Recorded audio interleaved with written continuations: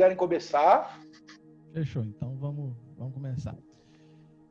Olá, meus queridos amigos, estamos aqui essa semana para esse vídeo diferente. Estamos estreando o nosso podcast. E olha só, hoje tem aqui os meus amigos, esses pastores que, né, são servos de Deus, e que eu tenho o prazer de poder hoje estar batendo um papo aqui com cada um, né? Então eu vou fazer o seguinte, eu vou pedir, vocês já viram eles aqui no canal, né? Porque nós já tivemos a entrevista com cada um deles, mas eu vou pedir para eles se apresentarem novamente. Então vamos começar aí pelo reverendo Renato. Se apresenta aí, meu amigo. Meu nome é Renato, sou pastor da IPB, tenho 34 anos e sou amigo desses caras aí desde a época de seminário. Estamos, pela graça, caminhando com Jesus, vai ser um prazer bater esse papo aqui. Legal, com a gente também aqui também tem o pastor Tiago, meu companheiro de turma. Olá pessoal, pastor Tiago, da Igreja Cristã Nova Vida, colega de turma aí do Lucas, colega de seminário do Renato, do Cris, e é um prazer estar aqui com vocês mais uma vez. Isso aí, e aquele que é praticamente o mais velho de todos nós, né? Aquele que foi nosso veterano quando a gente chegou no seminário, aquele que, entre nós aqui, aquele que tem dor nas costas, pastor Cristiano. É isso aí, pessoal. Obrigado, Lucas, pela apresentação, foi muito bem apresentado. Acho que eu não preciso falar mais nada, né? Chamou de velho, acabado, beleza. Bom, eu sou o pastor Cristiano, estou na cidade de Itaporanga, eu tenho 41 anos, apesar de não parecer, eu sei que vocês não vão acreditar, mas depois eu mostro meu RG. E nós estamos aí para a gente bater esse papo aí, é um prazer estar junto com os meus amigos e com você que vai estar acompanhando aí.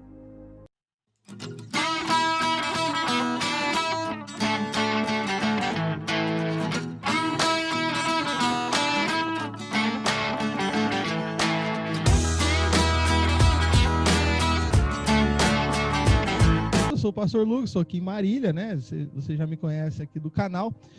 E, gente, bom, para a gente poder começar essa conversa, né? Pensando sobre essa realidade que nós estamos vivendo, né? A questão da pandemia, né? Tudo bem que ainda não saiu a vacina, né? Mas acredito que a maioria das cidades já está numa progressão aí de abertura de comércio, abertura de igrejas novamente. Como que está sendo a realidade na cidade de vocês com relação a comércio, com relação aos cultos, às igrejas? Nessa mesma ordem que eu falei aqui agora, vamos falando cada um sobre a realidade que está na sua cidade. Então, a gente está seguindo a flexibilização que é recomendada aí pelo governo do estado, e nós estamos na região de Sorocaba, então a gente segue o mapa deles.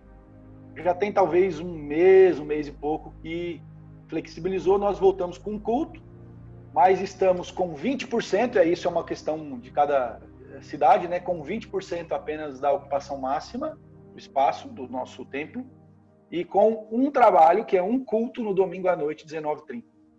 As demais programações via internet. Mas assim, a gente já tem tido uma boa resposta, o nome para dar o nome para estar no culto, né? Porque para não ter a lotação. Mas a gente está voltando aos poucos. Agora, em outubro, nós teremos 2 cultos, um pela manhã e um à noite também no domingo. Legal. Tiago? Aqui na minha região, né, eu moro em Cotia, aqui o pessoal assim é mais, acho que até por a gente estar mais perto da capital, né, mais perto de São Paulo, as regras foram bem mais rígidas, né, bem mais radicais. O que eu percebo agora, no momento aqui na cidade, é que as igrejas estão começando a reabrir, né? Com todas aquelas normas de limitação de público, com todos os cuidados necessários, né? No nosso caso, na Nova Vida, a gente não reabriu ainda. Tem algumas questões aí que estão sendo resolvidas, né? No âmbito particular meu e da igreja também. Mas o que eu vejo nas demais igrejas, ou pelo menos o que eu tenho contato, amigos, outros irmãos, outros pastores, é que aos poucos as pessoas estão reabrindo, né? A gente vê assim alguns excessos, né? Algumas atitudes que até mesmo diria que irresponsáveis, né? Mas na grande maioria o pessoal seguindo ali a risca as regras e tentando fazer essa reabertura da melhor maneira possível. Legal. Cristiano? Bom, aqui é uma cidade do interior, uma cidade de 15 mil pessoas. Eu não diria que o pessoal daqui é muito relaxado, eu diria que o pessoal daqui é muito sossegado, sabe? Todo esse tempo de pandemia nós respeitamos, ficamos em casa, as escolas fecharam, só abriu o comércio essencial só que você via o pessoal todo para a rua, né? As famílias se reunindo, o pessoal indo para a chácara, indo para o sítio, praticamente uma coisa normal. Então, as igrejas fecharam, nós voltamos, acho que voltou uma vez, daí quando o Estado mudou de estágio, né? Ele progrediu, depois regrediu. A gente fechou de novo, ficou mais acho que 15 dias, 20 dias fechados, daí abrimos de novo junto com esse último decreto estadual. Nosso prefeito aqui tem acompanhado muito o decreto estadual do governador, e daí quando o governador liberou para abrir, nós abrimos de novo, daí nós abrimos com 30% da capacidade, né, o que dava umas 40 cadeiras na igreja, no máximo, e com todas aquelas medidas, distanciamento e tal, mas agora parece que a coisa está um pouco mais tranquila, assim, o pessoal tem ido na igreja e não tem ficado com medo, assim, pelo menos de ir na igreja. Então, meio que deu uma normalizada, apesar de a gente estar fazendo, por exemplo, eu faço um culto na sexta-feira, que tem uma lotação de 20, 30 pessoas no máximo, e domingo eu faço 2 cultos, um em seguida do outro, um às 18h30 e o outro às 20 horas, das 18h30 às 19h30, dá uma meia hora de espaço para dar uma limpada nas cadeiras, tal, desinfectar tudo lá, e daí 20 horas começamos outro até 21 horas. E esses cultos de domingo nos dois têm voltado à frequência normal que nós tínhamos aos domingos. Então, eu diria que normalizou, assim, sabe? O pessoal aqui tá mais tranquilo. Legal. Bom, aqui em Marília, assim, aqui a gente sofreu um pouco nessa questão, porque de repente fechou, aí ficou muito tempo fechado, e aí foi um Deus nos acuda, né? E literalmente. Aí exatamente. Depois de um tempo aí foi liberado para abrir. Aí, graças a Deus, a minha igreja ela falou assim, não, a gente não vai voltar no momento, né? E aí poucos dias depois fecha de novo. Aí abre, fecha. Aqui ficou um negócio de abre e fecha que foi coisa de louco. Tanto é que recentemente deu a liberação, mas aí a gente ainda ficou umas 2 semanas fazendo cultos por online, né, lives, para então poder voltar realmente aos cultos presenciais e tal, por causa de ter esse receio de ter esse recuo, né? Cara, bom, aproveitando que a gente já está falando sobre isso, eu tenho uma questão aqui, né, que eu estava pensando, porque isso assim é a questão que ela remonta um pouco antes, bastante tempo antes da pandemia, que é a questão do seguinte, talvez aí hoje aí a gente está na faixa aí dos 30 anos, né, 40 anos, mas quando a gente tinha mais ou menos aí uns 15 anos, 20 anos, né, a transferência... Faz tempo, a metade do tempo, né? Eu que digo. Nossa. Então, mas o que acontece? Nessa época, né, da nossa adolescência, juventude, era uma questão muito complexa ter uma mudança de igreja, né? A pessoa, para se desligar de uma igreja, era um processo muito grande. Aí ela ia para outra igreja e tinha um longo processo até ela ser aceita novamente e tal. Mas com o tempo, eu percebi em muitos lugares que esse cuidado com o rol de membros ele acabou sendo esquecido, né? Aí que vem a questão. Como que, assim, vocês têm tratado? Essa é uma pergunta que vai gerar uma outra pergunta, por isso que eu estou fazendo ela agora. Como que a igreja de vocês tem tratado com a relação, assim, rol de membros ao longo da história, não somente agora na questão da pandemia, mas tipo assim, com a movimentação, saída e entrada de membros, como é que a igreja de vocês trabalha nessa questão? Quem vai? Vamos seguir a mesma ordem. Mesma ordem, reverendo, manda ver. Então, duas coisas, né? Primeiro é que você fala mesmo que, de fato, hoje as pessoas mudam muito mais de igreja. Eu acho que a gente não pode ser ingênuo de imaginar que a construção social não afeta a igreja. Afeta a igreja. A gente acaba vestindo a maneira que as pessoas vestem, nós começamos a nos comportar como a sociedade está se comportando.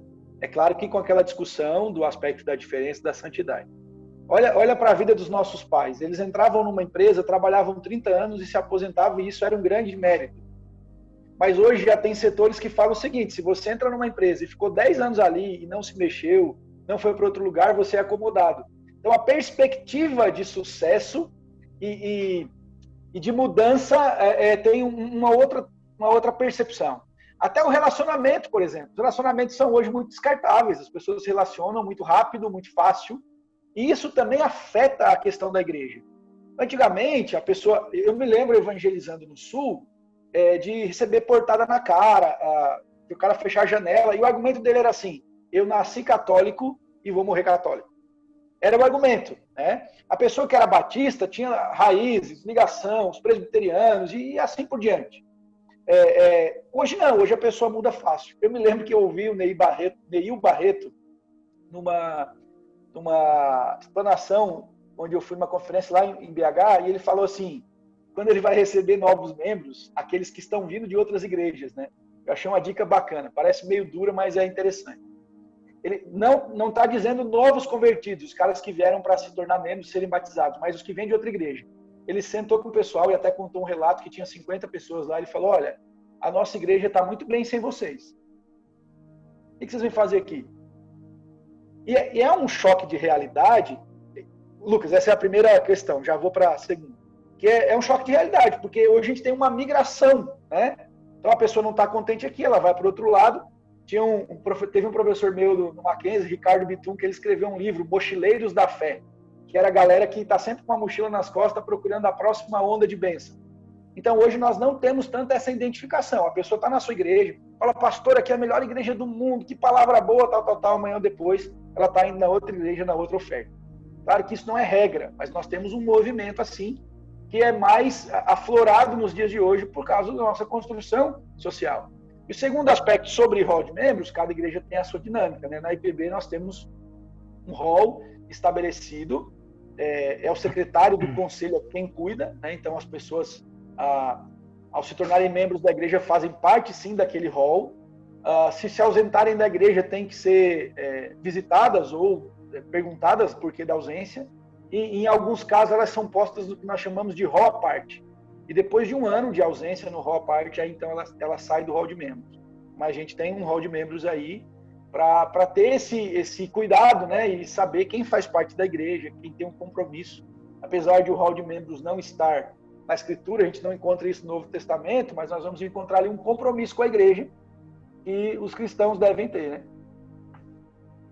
Legal, bacana. Tiago? Então, eu estava aqui ouvindo o Renato falar, e eu lembrei que ontem eu estava falando um pouco sobre esse assunto com um dos diáconos aqui da igreja, né? E a gente estava compartilhando, e eu lembro que eu falei para ele que eu percebo assim duas situações opostas, dois extremos, né? Por um lado, você tem aqueles membros que realmente que sempre foram, né, e que infelizmente sempre serão problemáticos, né? Nunca estarão satisfeitos com nada. Então, enquanto a comunidade, enquanto o pastor ali, os membros, a igreja em si, tá lhe agradando de alguma forma, a pessoa, né, fica ali, se sente à vontade e permanece ali. A partir do momento em que ela é contrariada, no momento que ela se desagrada por alguma coisa, né, e que às vezes nem sempre são motivos sérios ou motivos suficientes para a pessoa mudar de igreja, ela simplesmente vira as costas e vai embora, né, e muitas vezes nem mesmo comunica a sua igreja, né, simplesmente some, desaparece. E, por outro lado, cara, uma coisa que eu vejo muito hoje, né, nos dias de hoje, né, nessa questão de dessa mudança frequente no hall de membros, desse rodízio, né, muito grande de membros, você tem também a questão do que da situação do estado de muitas igrejas hoje no nosso país, né? Você tem a questão ainda da teologia da prosperidade, a teologia da libertação, e os seus derivados, né? Que a gente vê muito, ouve muito falar por aí no YouTube, no Facebook, na internet. Então você vê que daquilo que é pregado, né? Daquilo que é ensinado. Infelizmente, a gente sabe de muitos lugares onde o que é pregado simplesmente não é o evangelho, né? Então, ao mesmo tempo que você tem pessoas que são problemáticas, você sabe que são problemáticas, você sabe que não tem compromisso com a igreja, não tem compromisso com o reino de Deus. Por outro lado, você tem pessoas que, infelizmente, já foram assim tão massacradas, né? Que já apanharam tanto na caminhada de fé, que já ouviram tanta coisa errada, que já foram tão exploradas, que elas já não conseguem mais, né, se firmar num lugar só, né? Vai lá, conhece, visita, ouve o que é pregado, de repente aquilo que é pregado a pessoa já tem um certo conhecimento, já sabe identificar o que é, o que não é a verdade bíblica. E aí, a partir do momento que a pessoa começa a ouvir coisas que não condizem, né, com aquilo que nós aprendemos acerca da sã doutrina, essas pessoas simplesmente vão procurar outros lugares, né? Então, isso eu falo porque na igreja, né, que eu pastoreio até então, a gente recebeu muitas pessoas que vieram, né, de igrejas neopentecostais. Vieram lá da Mundial, Igreja da Graça e outras. Renascer, pessoas que compartilharam suas vidas, seus testemunhos de caminhada e que sofreram, né? Sofreram muitos abusos espirituais em todos os sentidos e que estavam procurando um lugar onde eles pudessem simplesmente ouvir o Evangelho, né? Simplesmente serem discipuladas e aprenderem tudo mais. E aqui no caso da Nova Vida, a gente tem o que a gente chama o CETEB, que é o Seminário Teológico de Base, né? Que é um curso que todo novo membro, todo aquele que quer fazer parte, quer entrar para o hall de membros da igreja, precisa fazer, né? Que é um discipulado. É um discipulado, a pessoa passa ali um certo período aprendendo, estudando as doutrinas básicas, essenciais, né? De uma forma simplificada, né? Não de uma forma tão aprofundada, tão vamos dizer assim, exaustiva, como a gente costuma analisar e estudar num seminário, por exemplo, para que as pessoas tenham o mínimo conhecimento, a mínima base, né, do que nós acreditamos, do que nós cremos, do que nós pregamos e do que nós, pelo menos, procuramos e tentamos viver, né? Cris? Bom, sou eu, né? Eu estava ouvindo vocês falarem, eu estava pensando aqui, na igreja do Evangelho Quadrangular, que é onde eu sirvo, e desde criança eu faço parte dessa igreja, a gente sempre observou que o hall de membros ele é levado muito a sério. A gente tem carteirinha de membro, e essa carteirinha é atualizada anualmente, sabe? Isso sempre existiu na Quadrangular, sempre foi muito bem organizado, até eu acredito.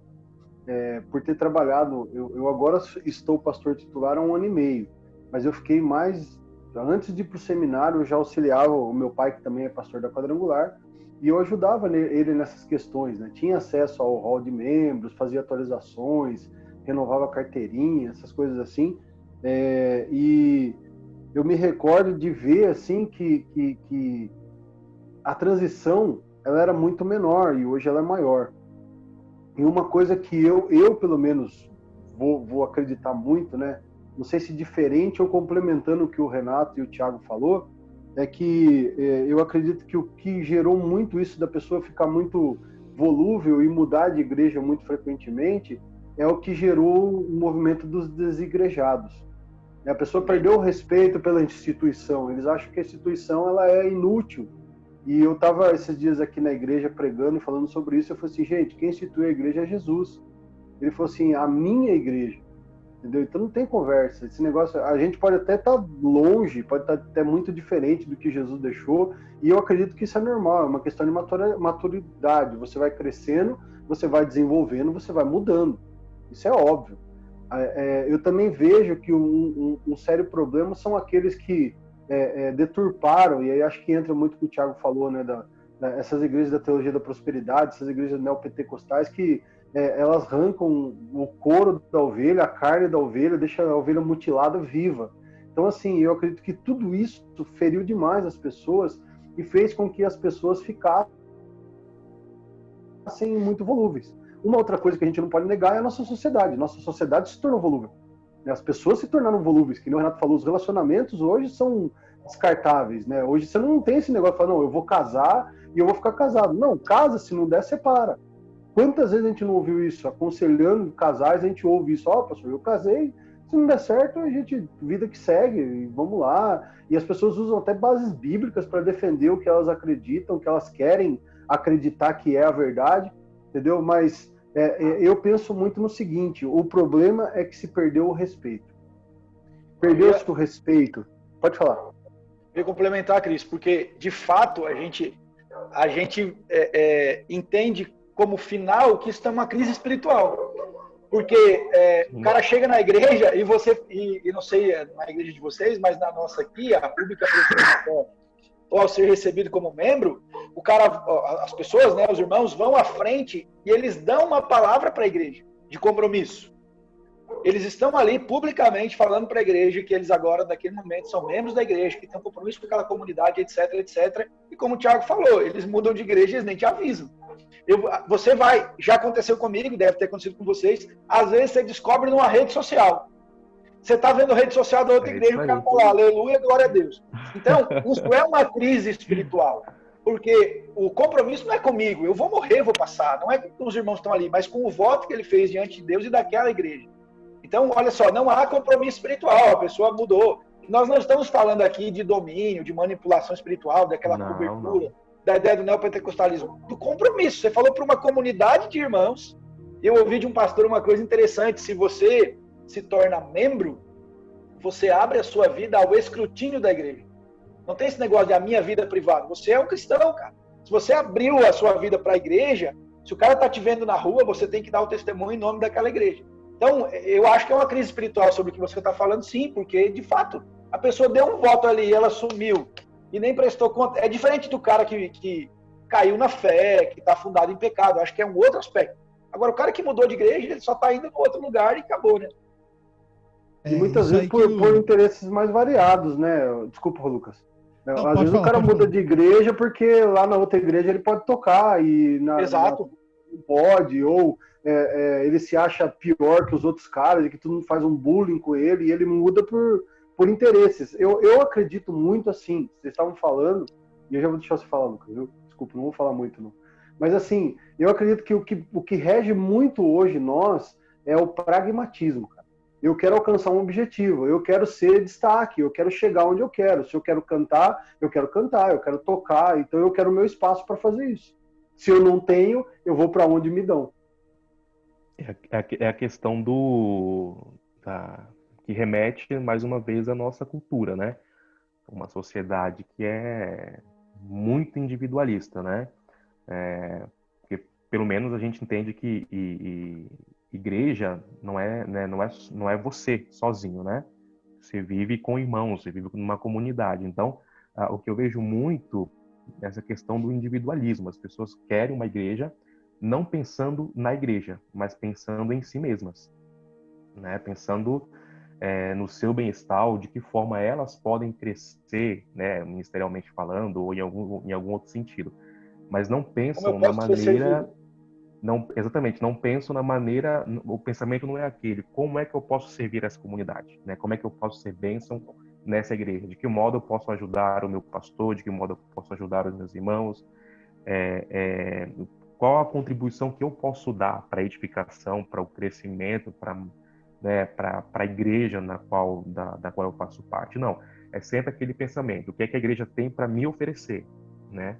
Então, que é um pensamento totalmente equivocado, né? Então, uma pessoa que vai para qualquer igreja, né, independentemente de denominação, de tradição, com esse pensamento, é uma pessoa que não vai durar muito tempo, né? É uma pessoa que vai estar lá por alguns dias, alguns meses, alguns anos, mas que logo vai procurar outro lugar, né? Aquilo que eu falei, a partir do momento que aquele lugar não tiver mais servindo, não puder mais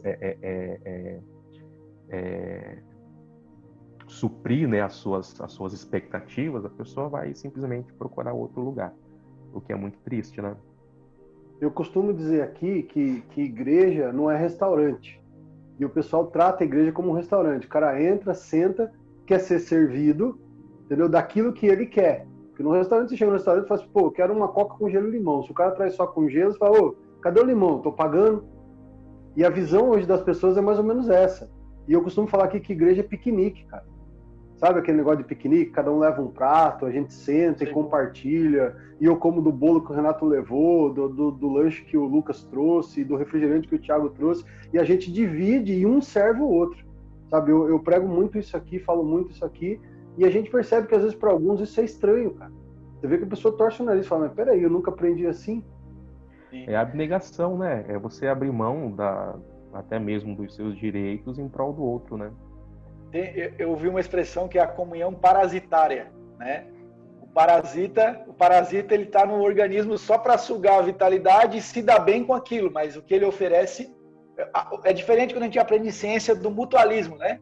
O mutualismo é aquele pássaro que vai tirar a sujeira do dente do jacaré.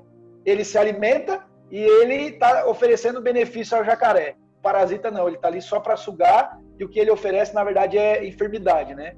E sobre o que vocês falaram, é um aspecto bem interessante que eu acho que passa também pela percepção da teologia do culto. Para que eu vou para o culto? Por que eu saio de casa e vou para o culto? E a gente foi assim, bombardeado por uma ideia de vem receber a sua bênção, vem receber o seu milagre, hoje é a noite da tua vitória. Então a gente vai, como você falou, Cris, aqui eu uso uma expressão de feira. Você vai com um pacotinho e fala, não, eu quero 2 cebolas, eu quero um tomate e um limão. Então, cada um vai escolhendo o que quer. Não é a ideia de eu vou para oferecer, eu vou para prestar o meu serviço, né? Culto a Deus é serviço. Então, essa ideia, essa percepção de culto também. Todo mundo já ouviu aqui terminar o culto, o cara fala assim, cara, hoje o culto não estava legal, cara. Não fluiu o louvor, se passa... Aí você pergunta o porquê, né? É aquela tirinha da rede social, mas o culto não foi para você, cara? Você pergunta o porquê, o cara fala, não gostei do louvor. Não arrepiou nada. Não arrepiou, exato. Nada. Eu e se acho o cara muito foi... Pode falar, Lucas. Não, que eu ia dizer que eu acho muito legal as ilustrações do Renato, porque em 2 falas dele, uma ele fala de corporativismo, do emprego, do cara ficar muito tempo, na outra ele fala sobre biologia, o mutualismo, e o negócio tá bem interessante esse negócio.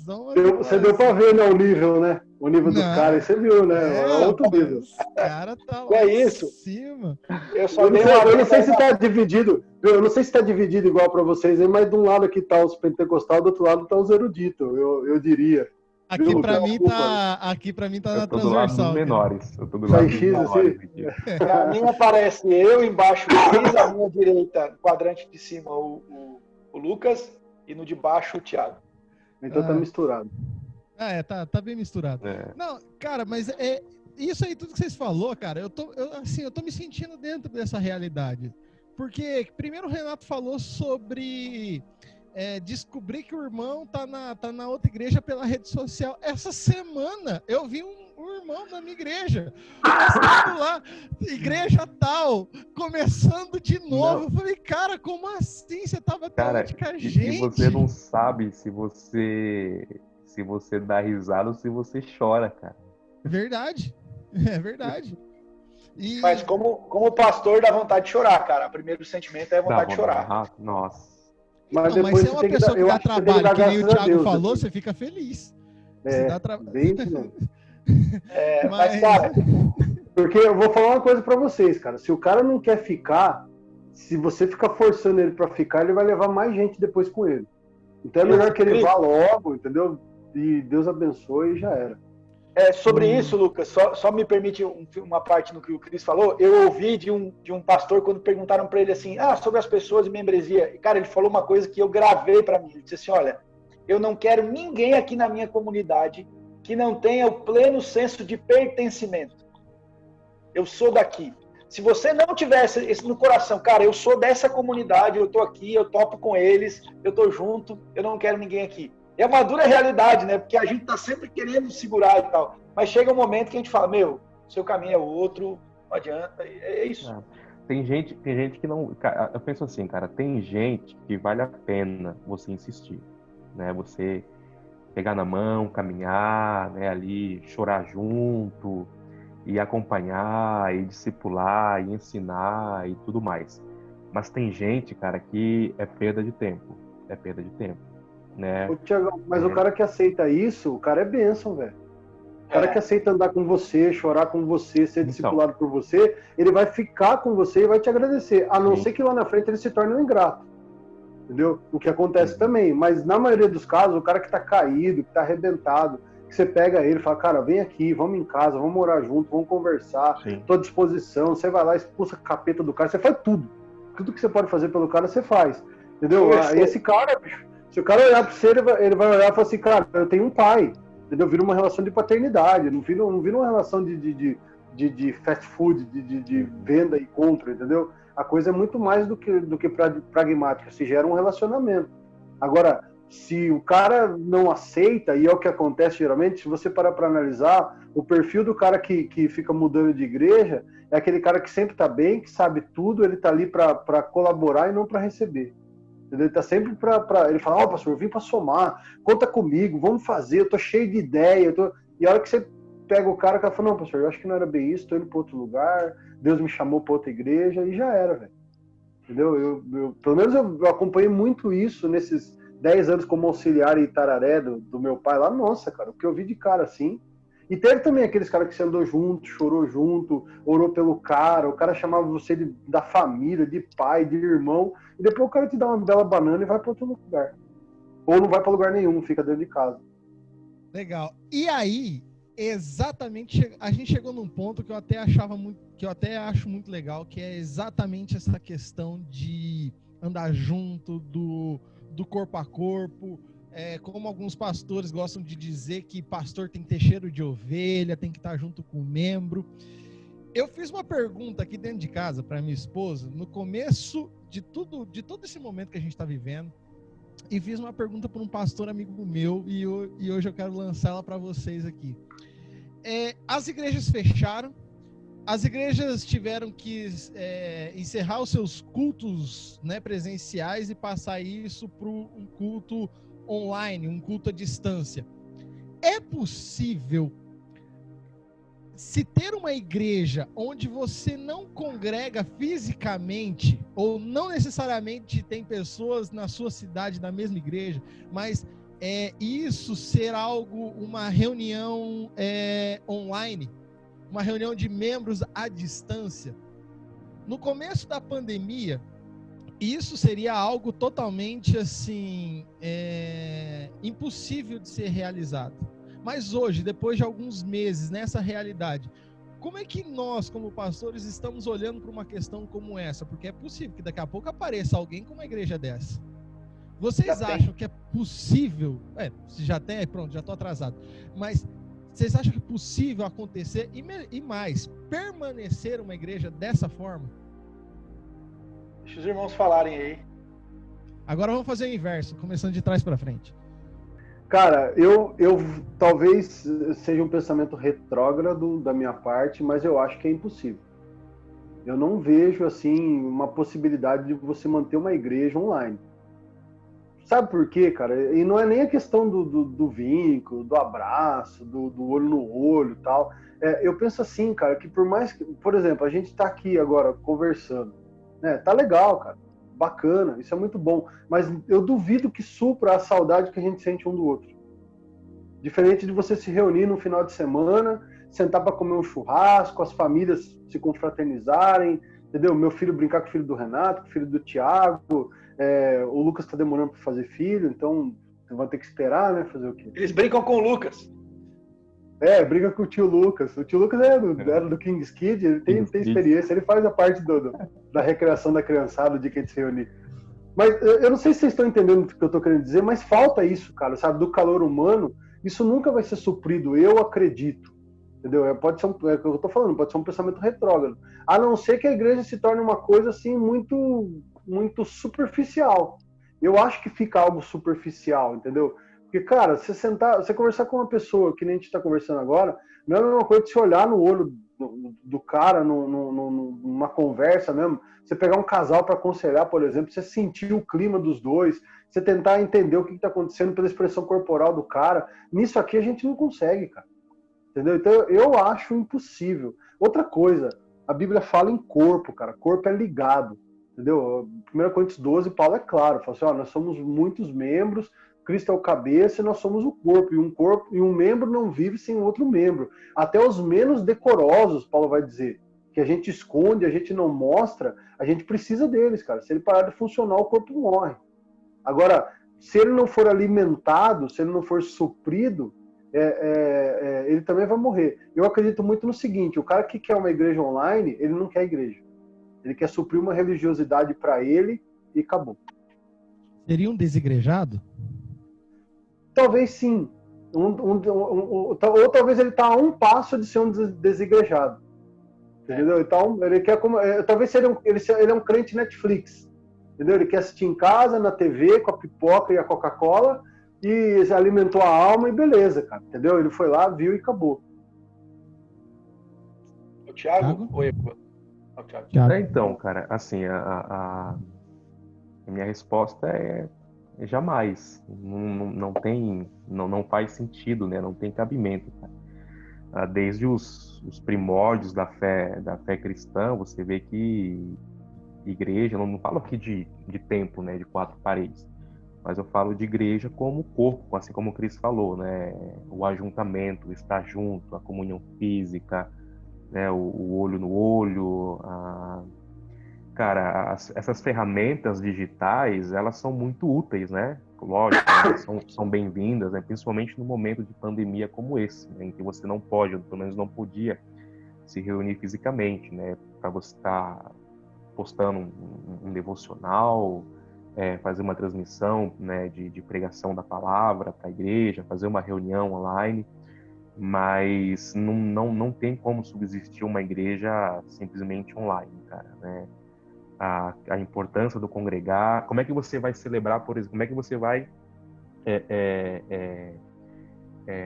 colocar em prática as ordenanças, né? O batismo, a ceia, né? Que são os meios, né, alguns dos meios de graça, né? Não tem como, cara. Eu pelo menos na minha cabeça, né? Na minha cabeça eu não consigo conceber a ideia de batismo online, por exemplo, ou de Santa Ceia online, né?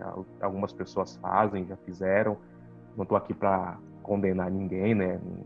Mas assim, Thiago, não consigo conceber essa ideia, né? Então são coisas que você tem que estar ali junto, né? Fisicamente reunido num lugar, para que tenha alguma consistência, alguma fundamentação, né? Para que tenha seja algo palpável para você seguir, né? Eu costumo falar para as pessoas assim: tenta você ficar um domingo, né? 2 domingos sem ir à igreja, por exemplo. Né? Não estou falando no sentido de religiosidade ou de, né, nada disso, mas tenta você ficar 1 ou 2 domingos sem congregar, sem estar na igreja com os seus irmãos. Você perde ali, né, por alguns dias, algum momento, você perde ali perde a linha, né, literalmente. Então eu acho que é importante, é bíblico estar junto, e uma igreja online não tem como subsistir. Eu antes de dar a minha opinião, eu acho que a nossa discussão daqui 10 ou 15 anos, ela vai parecer assim que a gente está na era dos dinossauros, né? Porque Winston da igreja. Tava pensando nisso agora. Porque a gente está vivendo uma realidade que está mudando tão rápido que nós não temos consciência. Então, eu acho que a exceção, né, o paliativo, por exemplo, estar num lugar onde a igreja não pode se reunir fisicamente, a igreja não pode estar presencialmente. Existem pessoas que você não consegue alcançar. Por exemplo, eu faço um discipulado com um amigo na segunda-feira que está nos Estados Unidos. Então, a ferramenta me deu a condição de fazer um discipulado, ainda que teórico, né? Mas eu brinquei da igreja, que era mais uma ilustração, né? Esse culto online é como comer uma boa comida sem sal, né? Já pensou, chega na casa de alguém, seu prato predileto é uma lasanha, você olha aquela lasanha, sai assim do forno, saindo fumacinha. Quando você começa a comer, não tem sal nenhum. Parece que todo aquele desejo foi-se, né, cara? É igual você pega um churrascão, o cara corta para você não tem sal, cara, não tem sabor. Eu não quero dizer que não tem a sua validade, né? Mas não era para eu dar ilustração de comida aqui, mas o Cris não cabe Falou mais. Em churrasco, então deu até água na boca. Mas deixa eu falar. Falou em churrasco sem sal, pensei em churrasco com açúcar. Caramba, churrasco coreano. Só quem é do meio entende, né? Mas então, inclusive, eu acho que assim, comunhão, cara, comunhão é o que vocês todos falaram, é presença, é caminhada. A gente trata a comunhão muito superficial, como se comunhão fosse o momento de comer um pastel ali, depois do culto, ou se é o culto. Comunhão é vida, comunhão não é estar apenas no culto. Tem um autor que eu gosto muito, que é o Mark Dever, vocês devem conhecer, do 9 Marcas de uma Igreja Saudável. Ele, por exemplo, na opinião dele, cara, a igreja não deve nem ter 2 cultos no dia. Ele acha que a igreja, ainda que tiver 5, 10 mil, 15 mil membros, tem que se reunir tudo num momento só, com base em Atos 2, que todos os crentes estavam ali na hora da reunião, na hora do culto. Tá aí, ó. Ah lá. Cara, esse é meu autor predileto. Eu usei esse livro para dar aula de discipulado no seminário. E ele fala sobre isso. Ele fala sobre isso. Então, eu acho que assim, não substitui. Inclusive, gente, aproveitando para usar um nome aqui, acima de todos os nossos nomes, do Augusto Nicodemos, nós tivemos uma reunião com ele aqui o pessoal diz que é o Papa dos Calvinistas, né, aqui no Brasil. Tivemos uma reunião com ele aqui via Zoom também no nosso presbitério, e perguntaram a ele assim, reverendo, é questão do culto online, né, e ceia online. E o argumento dele foi esse, porque assim, a questão da ceia, a premissa é a comunhão. Então, como é que eu faço aqui? Claro, respeitando as igrejas que fizeram, etc., mas uma posição é estar junto. Então, nada substitui. É um paliativo. A ferramenta nos aproxima, a gente tem feito ponto online, aproxima as pessoas, leva a mensagem para o cara que está enfermo, que não pode vir. Só que, eu acho que a tônica da sua pergunta, Lucas, desde o começo, é isso. É não usar aquilo que é paliativo e substituir o essencial. Esse que é o grande problema. Porque, por exemplo, eu já vi... Não é um fim, né? Exatamente. Porque o cara diz assim, poxa, fala a verdade para os membros da nossa igreja, se o cara sentar lá no sofá dele e ligar uma pregação no YouTube, ele tem coisa infinitamente melhor do que nós vamos falar no domingo à noite. Eruditos, homens experimentados, homens de Deus, etc. Mas não substitui ele estar lá ouvindo à disposição da igreja, com os membros, vendo o seu pastor olhar nos seus olhos, prestando culto a Deus ali presencial. Acho que a gente compartilhou alguma coisa a respeito, e tem estatísticas lá nos Estados Unidos que eles estudam muito, né, a questão da igreja, que de 20% a 30% não retornarão para os cultos. E aqui, assim, algum movimento a gente percebe de pessoas que já têm ido a vários lugares, mas que têm dificuldade por uma coisa que ficou do medo de ir na igreja. Eu respeito as pessoas, eu explico, né, olha, todo cuidado, etc. Mas tem aquilo, a pessoa vai na praia, ela vai no mercado, ela escolhe tomate. Imagina quantas pessoas põem a mão num tomate lá no mercado, né? No supermercado da cidade. Mas ela tem medo de ir lá na igreja e sentar no culto. Então é algo a ser trabalhado. Não substitui. Talvez eles vão tratar a gente como dinossauros aqui daqui 20 anos, né? Mas não substitui a questão presencial. A igreja, vamos pegar um pouquinho da história para eu encerrar. A igreja cristã, mesmo sobre hostilidade, sobre ferrenha perseguição, se reunia em tumbas, em sepulcro, para poder estar junto, celebrar a ceia, os sacramentos. Então, isso não substitui a alegria da comunhão. Eu acho que assim, a facilidade faz a gente perder, né, a percepção das coisas boas. Então, a gente sempre teve a facilidade, a liberdade de culto no Brasil, e nós não damos tanto valor quanto a comunhão presencial, olhar nos olhos, o abraçar, o estar juntos, né? Isso eu também acredito com os meus irmãos, que não substitui e que é bíblico o estar junto, presente, o congregar, o reunir-se, né? De casa em casa partia um pão, diz lá em Atos 2, a igreja toda se reunia, contava com a simpatia de todo o povo. Então eu acho também que não substitui.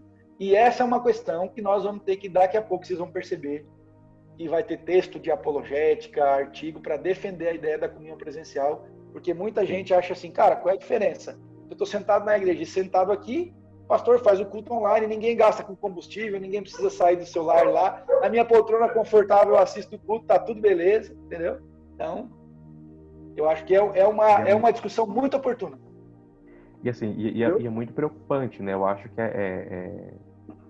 que a confissão de uma pessoa que pensa dessa forma, que acha que é possível viver, né, ser uma igreja online, eu acho que é a confissão de fé da pessoa, ou eu diria até mesmo a conversão, até o entendimento de Deus, do reino de Deus, da igreja, é bastante questionável, né? Eu acho que alguma coisa está errada, né, numa pessoa que pensa dessa forma ou que acha que é possível ser uma igreja online. Acho que ela precisa passar por um discipulado novamente, reaprender, rever alguns conceitos, né? Porque eu acredito que uma pessoa que entendeu a base da fé evangélica, ela não pensaria, né, nesse sentido, não seria nem mesmo, não diria tentado, mas não se deixaria levar por uma concepção dessas. Tiago, mas aí o problema é que uma nova tendência. A gente falou sobre igrejas neopentecostais, nós falamos sobre igrejas da teologia da prosperidade. A igreja home office é uma nova tendência. Cara, essa é a questão, a gente não está aqui para seguir tendências. Então, mas eu aprecio... Esse é o grande problema, a gente tem se rendido a tendências há muito tempo, cara. A igreja não tem sido apologética, a igreja tem abaixado a cabeça para as tendências, às vezes até por medo de perder pessoas. Entendeu? Vale tudo. Né, que o Cristo falou não, assim, Tiago, vale tudo para ganhar uma pessoa para Jesus, vale qualquer coisa para pregar o evangelho. Cara, não é qualquer coisa, evangelho não é qualquer coisa. Entendeu? O que o Renato estava falando e estava borbulhando na minha cabeça, Atos 2:42. Eles perseveravam unidos, todos juntos, de casa em casa, partindo o pão, nas orações, no ensinamento dos apóstolos, na comunhão. Então não dá para ser de outro jeito. Você vai lá para Hebreus 10:25, o escritor aos Hebreus vai dizer, cara, não deixe de congregar. E naquela época já existia isso. Ele falou assim, é o costume de muitos. Estão com esse costume de se afastarem. Entendeu? E vocês não podem deixar de congregar porque o dia está se aproximando. Ou seja, a volta de Cristo se aproxima. E a gente tem que estar um acordando o outro, um lembrando do outro disso. E não se faz isso online, cara. Não dá. Irmãos, eu aprecio muito a ortodoxia de vocês e a ingenuidade. Mas nós estamos vivendo uma época que as pessoas estão chamando Jesus de tudo que é coisa, que tem igreja inclusivista que põe gente de tudo que é jeito. Já era uma discussão há 10 anos atrás, do IBGE de 2010, mais de 2 milhões de pessoas ditas evangélicas sem igreja, em 2010. A pessoa, eu sou evangélico não praticante. Onde que isso imaginava-se no passado que alguém poderia dizer que era evangélico não praticante? É igual o cara dizer que é um vegetariano, mas que come carne. Entendeu? Porque evangelho é prática. Mas existe. É uma realidade que nós vamos discutir. Porque como tem muita gente, como você acabou de falar, Cris, em nome de trazer adeptos, a pessoa negocia tudo. Vai ter a igreja online, a igreja top, sabe? O cara lá fazendo o trabalho online, manda a oferta online também, o cara só transfere online e tá tudo certo, tá tudo beleza. É à la carte, é home office. Então, um fato, acho que a palavra que a gente usou aí é oportuna, apologética. Nós vamos ter que defender a ideia, né, da igreja bíblica. Cara, a gente já tem que defender para os nossos jovens que estão envolvidos, por exemplo, nos ambientes acadêmicos absolutamente imersos no marxismo cultural. Eu já tive que ter conversas, por exemplo, sobre se droga é pecado ou não, cara. Entendeu? Se por exemplo, a questão da homossexualidade, que não é o tema hoje, mas mas toda forma de amor não é válida porque Deus é amor. Então, eu acho que a gente, às vezes, temos um pouco de ingenuidade e não aprofundamos tanto que a esmagadora maioria da compreensão das pessoas é rasa, superficial, no quesito evangelho, palavra de Deus, doutrina, né? Falta isso. Então, assim, eu nunca imaginei que eu teria que sentar com alguém e discutir, olha, não, de fato, entorpecer é pecado, droga, mas por que é pecado? Isso é uma planta. Deus não criou a planta? E aí você tem que debater, cara, entendeu? Eu acho assim que essa nossa ingenuidade, ela vem até do fato de que na nossa época de adolescência, isso nem se discutia. Não O havia máximo essa era jogar uma dúvida, bolinha né? escondido. No meu caso, o máximo era jogar uma bolinha escondida. Entendeu? Que Hoje em dia não, hoje saudade, é que algo saudade tá da ali, né? tatuagem, né? De falar que tatuagem era pecado, né? Que de ET, de dinossauro. Se Que podia ouvir saudade. rock and roll. Você podia ouvir rock, nossa, cara. Bateria na igreja, bateria na igreja. Bateria, né? Guitarra com distorção. Que saudade. Era muito mais fácil, né? Gente, desculpa, Lucas. Não, é que assim, deixa eu falar. Pode falar. É porque assim, eu tinha um pastor que ele falava assim que hoje em dia você ainda tem muitos pastores que seriam excelentes pastores na década de 80, na década de 70, mas você não tem pastores que comunicam na era dos anos 20, né? 2020, 2010, por aí. Eu acho que realmente essa realidade de uma igreja online, ela não é uma opção, não é algo que deva se acontecer, mas nós precisamos estar preparados para começar a responder a esse tipo de coisa. Ou então, não levantar o argumento do porquê não ser uma igreja assim, mas advogar em favor de que nós devemos continuar sendo. Nós temos que antecipar o problema. Nós temos que antecipar a pergunta. Sim. Não, isso faz sentido, cara. Sim. Pode falar. Eu acho que o grande problema vai ser se os grandes nomes, que são os caras que têm a mídia na mão e têm o contato na mão, se renderem a isso, cara. E a tendência é grande, né?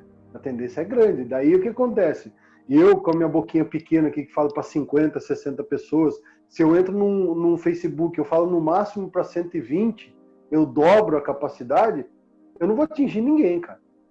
Entendeu? Agora, a tendência dos grandes fazerem isso, e na verdade eles já fazem, porque se você pegar esses caras que estão na televisão, eles botam o carnezinho, o cara assiste o programa de TV, hoje ele vai para o canal do YouTube, paga o carnezinho para o cara que está lá recebendo, beleza, entendeu? A igreja está continuando e ele continua sendo membro daquela igreja. Eu já vi gente assim, entendeu? Membro dessas igrejas neopentecostais, de rodo, cara. O cara paga o carnezinho de Gideão lá, de ajudar na igreja lá, e o cara é membro, ele fala, eu sou membro do bispo, do apóstolo, do sei lá, do raio que eu parta, entendeu?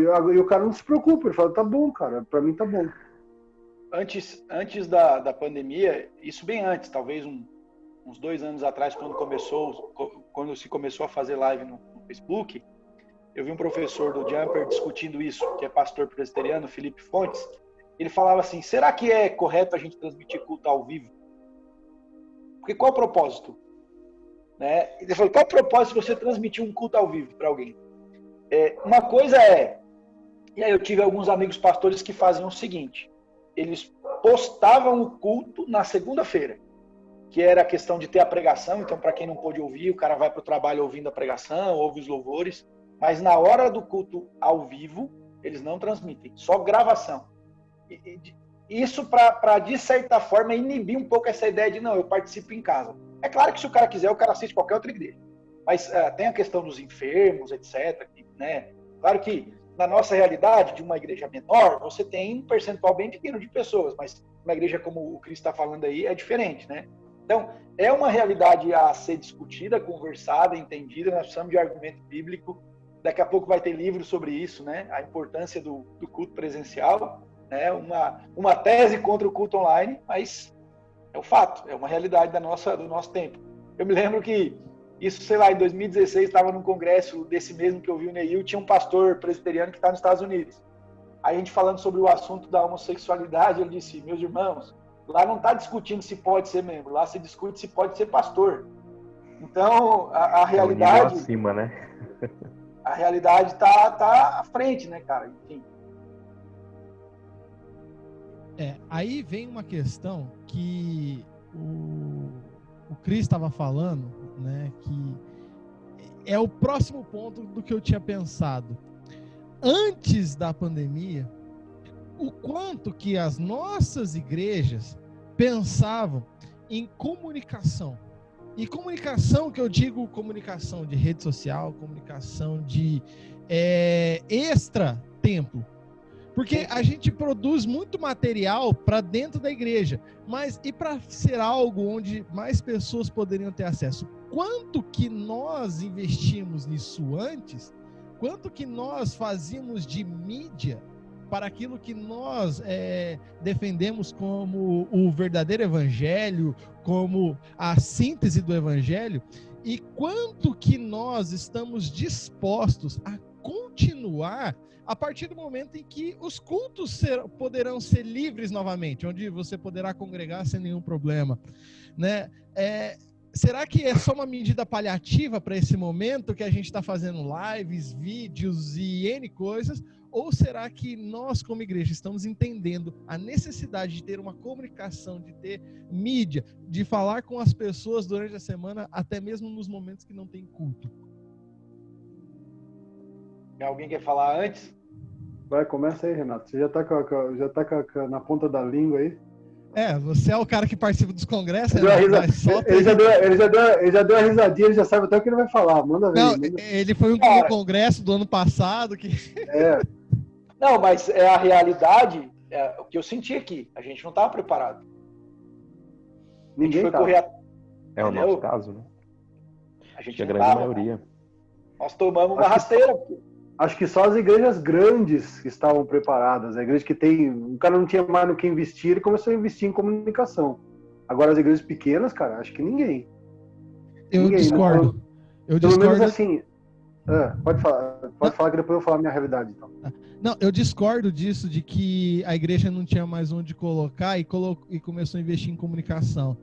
Porque eu participei de duas igrejas muito grandes, e eles entendiam que a comunicação era o que era muito do canal de fazer as pessoas virem para a igreja. Porque aquilo que nós chegamos até a falar sobre a ideia de pertencimento. Quando a pessoa tem uma necessidade de pertencer a algum lugar, e quando ela consegue pegar e mostrar para as outras pessoas, eu pertenço a esse lugar, e olha só o que está fazendo, você se enche de orgulho por representar um lugar. Entendeu? Então isso era muito da realidade que eu estava vendo de uma igreja grande. Então, mas aqui, por exemplo, nos nossos grupos de pastores da região aqui, de amigos, até de outras denominações, o desespero é o seguinte, cara, onde que eu compro uma placa de áudio? O que é placa de áudio? Como é que eu faço para transmitir? Eu estou transmitindo, fica não está resolvendo nada. O que eu posso fazer? Isso foi geral, cara. E pra gente que mexe com som, eu sempre fui ligado a isso, sempre gostei disso. Os caras ligavam pra gente assim, desesperados, cara. Sabe? O cara, assim, angustiado. Falou, cara, o que eu faço? Não importa o preço, vamos investir, vamos correr atrás. Parcela no cartão, a gente compra. E você pega uma placa de áudio que antes você pagava 200, 300 reais, hoje você paga 600, 700. A coisa dobrou de preço por causa disso, por causa da procura. Você entendeu? Agora, o webcam esgotou na Santa Efigênia. O webcam esgotou na Santa Efigênia. Você não acha essas coisas, se tornou uma coisa quase que impossível de se comprar. Era mais fácil achar uma máscara, achar luva, mas não achava coisa de áudio e transmissão de áudio e vídeo. Agora sim, Lucas, eu concordo com o que você está falando. Realmente, é legal quando você tem uma característica, mas eu vou bater na tecla, para igrejas grandes. Porque para a igreja pequena, cara, o cara tem que pensar em tanta coisa antes, entendeu? Para chegar até aí. Vou te dar um exemplo. Uma igreja igual essa que você estava falando, que você já congregou e que a gente que conviveu já sabe qual é. O que vocês têm, por exemplo, o que tinha, por exemplo, lá de aparelhagem de som e de imagem, dá para comprar 2 templos do meu aqui. Só o que vocês tinham de aparelhagem lá. Você pega uma bateria lá, era 10 pau, 8 pau. Sim. Sabe? O instrumento musical lá é um absurdo. A gente não, cara. Eu queria ter 10 mil aqui, eu comprava tudo. Da mesa de som ao microfone que o cara vai usar. Entendeu? Então a realidade é muito distinta. Sim. E mais um adendo ainda, a gente pensa assim, poxa, a igreja é tão pequena, cara, vou falar para quem? Vou falar para os meus só aqui, entendeu? Para que eu vou transmitir o negócio? A gente pensa isso também. Por exemplo, nós estamos aqui do lado. Eu acho que não, cara. Pelo menos na minha cabeça não passava isso. Eu falava assim, cara, eu tô do lado de Pinheiros, os caras têm culto, tem uma TV 24 horas, presbiteriano, tem igreja em Sorocaba, os caras, entendeu? Então, assim, aí a minha mentalidade mudou quando na pandemia eu percebi, por exemplo, que os irmãos tinham trocentas lives, o Hernandes está fazendo live todo dia, tinha de pastorar A, B ou C, mas os irmãos da nossa igreja querem ouvir a gente, via de regra, entendeu? É igual eu falei para as professoras de criança aqui, eu falei, olha, você pode mandar vídeo de qualquer professora de criança, de trabalho infantil na internet, muito bem feito, mas as suas crianças querem ouvir a tia falando para elas. Então, os nossos membros querem ouvir a gente falando, cara, a gente transmitindo para eles, é diferente. E aí eu mudei minha mentalidade, tudo que eu faço, eu faço um vídeo todo dia aí, quer dizer, agora cada dia sim, dia não, eu faço as lives 2 ou 3 vezes por semana para a minha igreja, cara.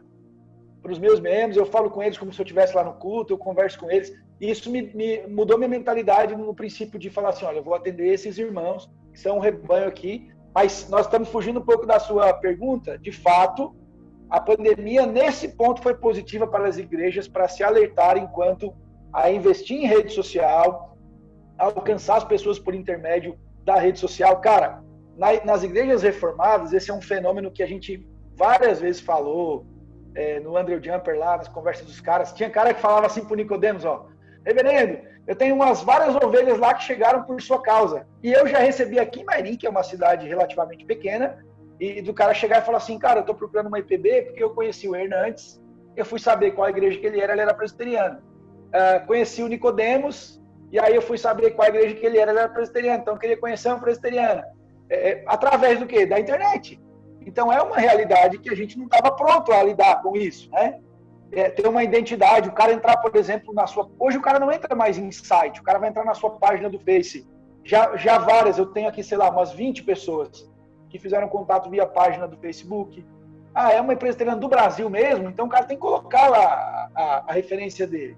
Isso aí é um IPB do Brasil, as pessoas vão pela rede social. Cara, se você quer procurar um lugar para trocar pneu numa cidade que você não conhece, se você quer comer um pastel, dá um Google, é isso que você faz. Já falou de comida de novo. Cara, tá no subconsciente, entendeu? Então, é natural. Eu acho que as igrejas foram desafiadas a isso, a trabalhar em rede social, a usarem as ferramentas. Eu até falei para os irmãos aqui, será que os discípulos de Jesus, os apóstolos, não usariam à sua disposição o que tem? É claro que usariam, entendeu? Jesus usou os recursos da sua época, que ele tinha à disposição para poder falar. A gente não falou, na verdade, de igreja pós-pandemia, né? Nós falamos de igreja, de não sei o quê. Não, mas é porque... a gente não falou, mas o que acontece é que a gente... são todos os assuntos relacionados que vai acabar gerando, né, o claro. posterior, né? Viu? Eu tenho um negócio... outra vez. Deixa eu ir jogando aqui pra vocês irem pensando, depois eu repito pro Thiago. Eu marquei um negócio aqui. Olha lá, tá ouvindo? Thiago agora tá ouvindo, só não dá pra ver o vídeo do... Vai falando aí, Cris. Eu marquei um negócio aqui, cara, que eu fiquei... Duas coisas que eu fiquei pensando. A primeira coisa que eu pensei é assim, cara, da próxima vez, numa próxima pandemia, cara, como é que a gente vai reagir? Será que a gente tá se preparando? Porque eu vou falar uma coisa pra vocês. O que mais pegou pra mim aqui, na pandemia, foi o financeiro, cara. Porque eu não tenho respaldo nenhum financeiro aqui, cara. Entendeu? E que nem, por exemplo, o Lucas trabalha, o Thiago trabalha. Agora eu dependo da igreja, cara. A igreja parou, velho. Entendeu? E se eu não tivesse ajuda aqui, se eu não tivesse ganho de cesta básica, eu tinha passado fome aqui. Então, assim, agora eu tenho pensado daqui pra frente me preparar para uma próxima. E tem mais uma coisa, cara, que ninguém se atinou ainda e que eu tô batendo nessa tecla, discuto com os pastores aqui, os caras falam que eu sou louco. Mas é o seguinte, tudo que nós estamos vivendo, esse negócio de desigrejado, de igreja online, isso é o começo da apostasia. Vai chegar uma época que a igreja não vai ser mais desse jeito. O que o Renato estava falando naquela hora, que o Lucas puxou, é verdade. Igreja online vai se tornar uma realidade. E vai chegar uma hora que a igreja vai ser online porque não precisa de dinheiro. Eu não preciso meter o meu dinheiro, não preciso dar o meu dízimo e acabou, entendeu? Eu só consumo, recebo de graça recebeste, de graças dai. E você que se dane para comer, entendeu? Como é que nós vamos lidar com isso, cara? Nós temos um escape? Foi uma pergunta que o Lucas fez para mim na nossa entrevista sobre pastor bivocacionado, né? se no meio da pandemia aí, como é que o cara faz? Porque, de fato, e eu acho assim, que até é constrangedor, né, Cris? Porque da mesma maneira que você está enfrentando dificuldade, como é que você vai apertar as famílias para elas continuarem contribuindo se elas também estão passando perrengue, cara? Sim. Se o pai que era autônomo, eu tive pessoas aqui, claro, a maioria dos aposentados, aquelas pessoas de vida simples, não tiveram dificuldade, mas o cara autônomo e tal, ele passou por perrengue, cara. Ele não tinha mais trabalho, entendeu? Como é que faz? Então, isso é um aspecto que a gente precisa pensar em fazer tenda. Os pastores têm que refletir a respeito disso, dessa realidade, dessa nova realidade do sustento, as igrejas ter uma ideia sobre isso. Porque tem igrejas com dificuldade, tem muitas igrejas com dificuldade. Amigos falaram comigo, assim, cara, como é que está a sua situação? Porque, poxa, a gente sabe que a igreja está sofrendo, as igrejas de modo geral. Eu falei, não, graças a Deus. A minha esposa pode trabalhar, que ela é autônoma, mas no meu caso, não. Eu me lasquei aqui, por exemplo, porque além de pastor, eu sou professor de música. Como é que eu ia dar aula na escola de música? A escola de música estava fechada.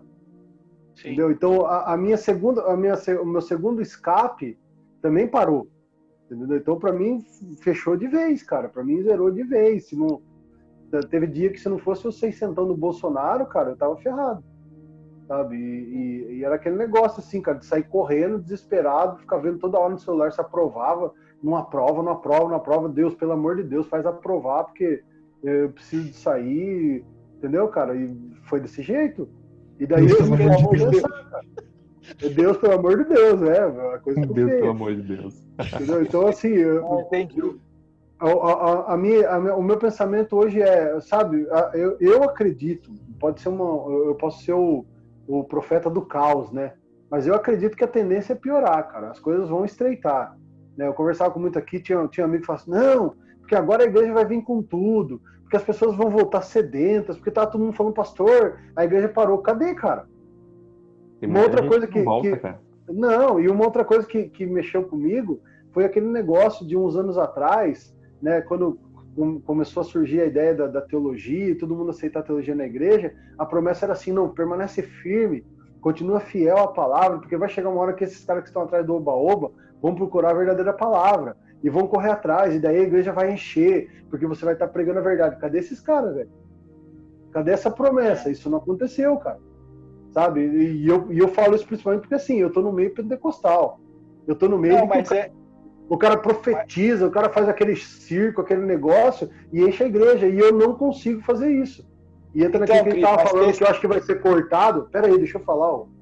Não, é que esses caras foram pra uma igreja de palavra, meu. Por isso que você não tá vendo eles aí. Então o problema sou eu, então. Meu Deus. Vai lá.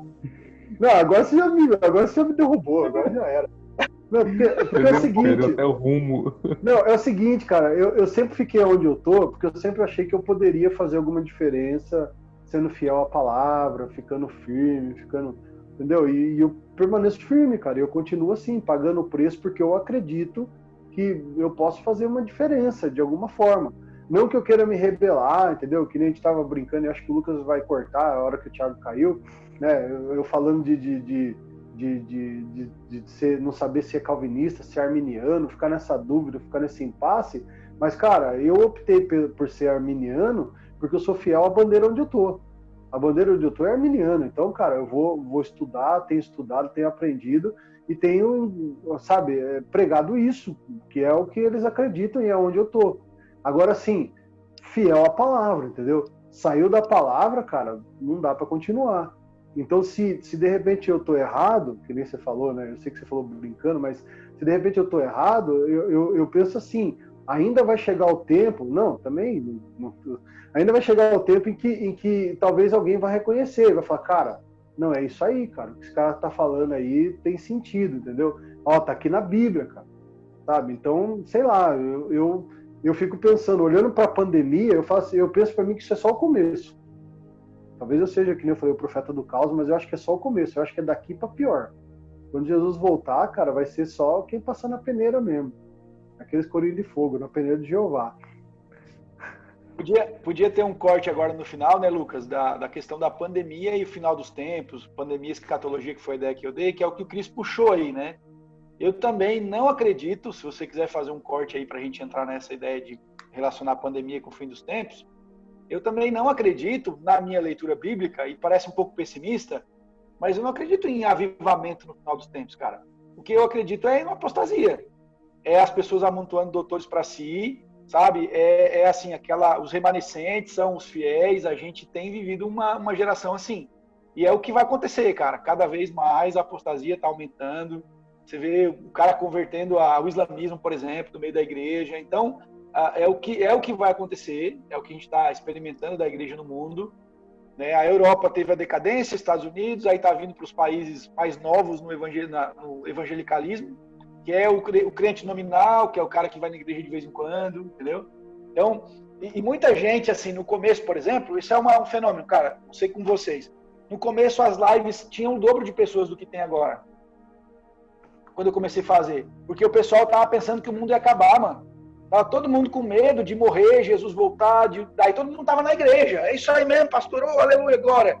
Aí quando viu, não, tá tranquilão, voltaram para a vida comum. E aí o pessoal começou a dizer, não, o coronavírus o povo vai se converter. Eu falei, gente, não acredita nisso. Não vai. O coronavírus não é redentor. Redentor é Jesus. Ele pode ser uma trombeta, ele pode ser uma placa de sinalização, sabe? Ele pode ser uma sacudida de Deus, como tem sido, mas ele não é redentor. Não é o coronavírus que vai redimir. É igual o cara, quando o avião tá caindo, o cara fala, meu Deus, mas se pousar tranquilo, o cara vai pro arrasta-pé, o cara vai pro sarceiro do mesmo jeito, não tem conversa. Então, assim, o coronavírus não é redentor. O que vai redimir é Jesus. E nesse tempo as pessoas estão associando ao fim do mundo, e pode ser sim sinais da volta de Jesus, né, cada vez mais, enfim. Tiago, e aí, cara, já que estamos falando disso aí, né, o que você pensa sobre igreja e essa questão escatológica? Cara, é o que eu tenho falado e visto também, né? Essa ideia de que as pessoas agora vão se converter em massa porque o coronavírus está matando muita gente. Isso é uma grande mentira, um grande engano. Que você olha para sua volta e o que você vê é exatamente o contrário, né? Mais e mais pessoas saindo da igreja, se afastando, se distanciando, se acostumando, né, com esse novo estilo de vida, de não precisar mais ir para a igreja e se achando na liberdade de ir para o mundão mesmo e de fazer o que quer, o que gosta de fazer, cara. Vejo sim a questão da pandemia como um dos sinais, né, do fim dos tempos, né? Eu encaro a pandemia como uma manifestação mesmo de juízo divino, né? Se alguém discorda, a gente continua sendo amigos, mas vejo sim como uma forma de Deus julgar e até mesmo purificar até mesmo a igreja, né? Não que, né, como o Renato estava falando, claro que a pandemia não é nossa redentora, né? Mas eu vejo também a pandemia como um instrumento, uma ferramenta de Deus para purificar a igreja, porque muita gente saiu, cara. Muita gente saiu, muita gente não vai voltar e veio para mostrar quem realmente é, quem não é, né? Aquela questão de que o limpo limpa-se mais ainda e o sujo suje-se mais ainda, né? Então tem muito a ver sim com o final dos tempos, tem muito a ver com o filtro, né? Com aquilo que Deus está fazendo com a sua igreja, né? Na questão de ir purificando a sua igreja, de ir refinando, realmente de permitir com que permaneçam ali somente realmente os eleitos, né? O próprio Jesus ensinou acerca disso, né? Que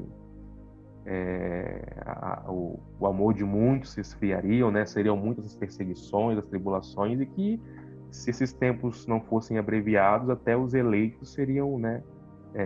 Poderiam ser enganados. Faz um pouco sentido o que o Renato falou também, no sentido de que muita gente crê, né, nesse avivamento um pouco antes da volta de Cristo. E quando você olha para a Bíblia, você não vai muito por esse caminho, você não vê muito isso, você vê uma apostasia, você vê um abandono da fé, você vê uma frieza espiritual, e por aí vai. Então, a pandemia, a escatologia, né, o fim dos tempos tá bastante ligado aí uma coisa a outra. Legal. Cara, uma coisa que eu acho que eu vou dar meio que um contra aqui com vocês, mas eu não consigo ver essa questão assim da pandemia como algo tão notório para ser algo tão escatológico, né? Eu não desconsidero, mas ao mesmo tempo eu não vejo que isso seja um fato tão marcante assim para poder se colocar como um evento escatológico. Se olhar 100 anos atrás, nós tivemos uma pandemia que foi a gripe espanhola e tal, e por aí as coisas... tem estudos que dizem aí que a cada 100 anos você tem uma pandemia e tal, mas é uma questão que nós precisamos ficar muito atentos a isso, né? O Cristiano falou sobre a questão, poxa, como é que eu fiquei? Eu precisei de dinheiro e tal, porque minha renda caiu. E no começo da pandemia, quando eu tive que ficar de férias forçadas em casa, digamos assim, eu me debrucei sobre o YouTube para poder estudar sobre rendas variáveis, rendas fixas, investimentos e tal. E aí eu comecei a perceber as pessoas que investem na Bolsa Americana e as pessoas que investem na Bolsa do Brasil. Até antes da pandemia não tinha 1 milhão de pessoas que investiam na Bolsa, na Ibovespa. E o que isso reflete? Isso reflete que nós, como brasileiros, não faz parte da nossa cultura termos prevenção para o problema, para o caos. Eu tenho uma pessoa que eu sigo, ela diz assim: o imprevisto nunca é imprevisto, porque o imprevisto ele vai acontecer. Não é previsto. O imprevisto nunca é previsto. Sei lá, que seja. Já detonou minha frase. E aí o que acontece? Ele ensina que nós precisamos ter uma reserva de emergência, né? É um negócio que eu nunca tinha ouvido e provavelmente nós nunca ouvimos sobre isso e a maioria das pessoas nunca ouviu sobre isso. Que alguém que é remunerado, que tem uma renda fixa, é assalariado, precisa ter em caixa, guardado, entendeu? Para precisar a qualquer momento, por isso reserva de emergência, 6 meses do seu salário, guardado. E quem tem renda variável, 12 meses. Sonho meu. Não, mas sabe o que acontece? Isso... Na teoria é bonito, agora na prática, cara... Não, tudo bem, na teoria... Mas eu concordo com o Lucas, é falta de prática. Nós não temos essa prática, sabe por quê? Eu já tenho, desde o começo da pandemia, eu comecei a fazer isso, hoje eu tenho 3 meses da minha renda. Entendeu? Então é possível. Mano, eu tava precisando uma grana aí, pra uma parada, aí o cara tem pra emprestar pra nós, ô Cris. Não, vamos conversar depois em off. Entendeu? Tô precisando, viu, Lucas? Mas o que acontece? Isso serve pra nós, entendeu? Tudo bem. Poxa, eu sou pastor de tempo parcial, mas e se minha empresa que eu trabalho hoje não resistisse? Eu estaria precisando dos 600 também. Graças a Deus o meu salário foi mantido pelo governo, entendeu? Mas tanto nós precisamos pensar nessas coisas, estarmos preparados para o imprevisto, assim como nossas igrejas também precisam estar.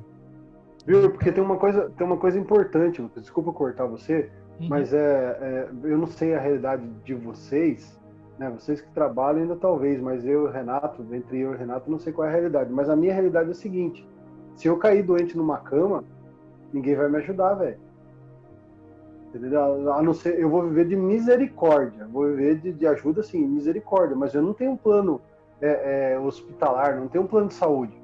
Eu não pago, eu não tenho dinheiro guardado.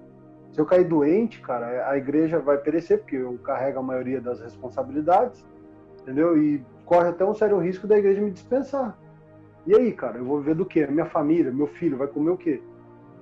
Sabe? Então, Pode falar.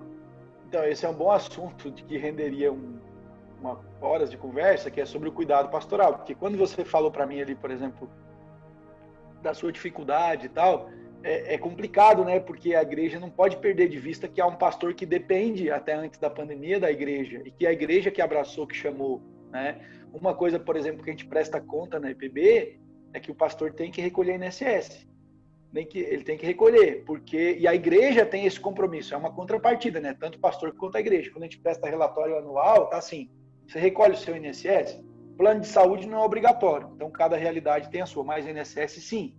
Porque é aquilo que acontece, cara, se encravar uma unha sua e daqui a pouco você não puder mais sair de casa, quem é que sustenta você? Então, essa é uma questão que a gente, às vezes, e eu já vi muito essa realidade de pastores mais velhos, que o cara viveu no ministério e até teve bom sustento, mas ele nunca comprou uma casa, por exemplo.